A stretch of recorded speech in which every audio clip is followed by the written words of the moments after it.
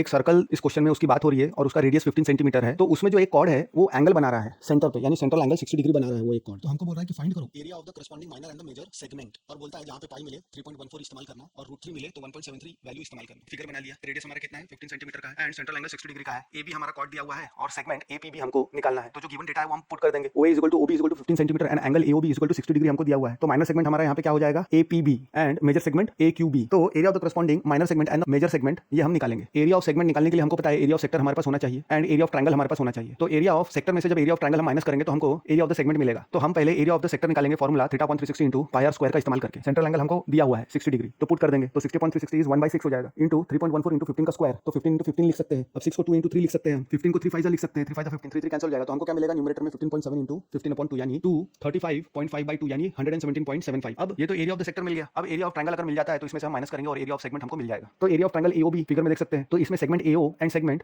BO ये दोनों तो रेडियस है तो इक्वल हो गए। तो ये जो ट्रायंगल है AOB ये आइसोसेलेस ट्रायंगल हो गया क्योंकि दो साइड इसमें इक्वल आ गए। अब आइसोसेलेस ट्रायंगल है तो दो साइड इक्वल है तो उसके angles opposite to the congruent sides वो कॉन्ग्रुएंट होते हैं, इक्वल होते हैं। Therefore angle OAB = angle OBA हमको मिल गया। और हमें जो है सेंट्रल एंगल कितना दिया हुआ है 60 डिग्री। एंगल्स हम प्रॉपर्टी लगाएंगे ट्रायंगल AOB को और तीनों एंगल का एडिशन हमको क्या मिलेगा 180 डिग्री, क्योंकि sum of the major of the angle of a triangle 180 degree होता है। और इसमें एक एंगल हमको 60 डिग्री दिया हुआ है और दो एंगल जो है इक्वल आ रहा है क्योंकि ट्रायंगल जो है आइसोसेलेस ट्रायंगल। तो इसमें angle OAB plus angle OBA plus 60 degree put कर देंगे is equal to 180 degree. 60 right hand side में जाएगा तो 180 में से 60 जाएगा तो 120 डिग्री बचेगा। But angle OAB = angle OBA अभी देखा हमने, हम ऐसा लिख सकते हैं angle OAB plus angle OAB plus 60 degree = 180 degree. अब 60 डिग्री राइट साइड में जाएगा तो 180 में से 60 जाएगा तो 120 बचेगा and OAB plus OAB 2 times OAB हो गया। तो 2 मल्टीप्लिकेशन में है लेफ्ट हैंड साइड में, राइट हैंड साइड में जाएगा तो डिनोमिनेटर में डिवीजन में चला जाएगा तो 120/2 यानी 60 डिग्री हमको मिल गया। यानी अगेन ट्रायंगल AOB जो है वो इक्विलैटरल ट्रायंगल बन गया हमारा। एरिया ऑफ इक्विलैटरल ट्रायंगल का फार्मूला लगा सकते हैं √3/4 side square. Side is nothing but the radius, तो √3/4 15 का स्क्वायर, तो 15 का स्क्वायर होता है 225 यानी 225 √3/4 एरिया ऑफ ट्रायंगल मिल गया हमको। अब एरिया ऑफ सेगमेंट हमको निकालना है तो एरिया ऑफ ट्रायंगल को हम माइनस कर देंगे एरिया ऑफ द सेक्टर हमने निकाला हुआ है इक्वेशन 1 में। तो इक्वेशन 1 से इक्वेशन 2 हम माइनस करेंगे तो हमको एरिया ऑफ सेगमेंट मिल जाएगा। नाउ तो area of minus segment form by the central angle 60 degree के लिए एरिया ऑफ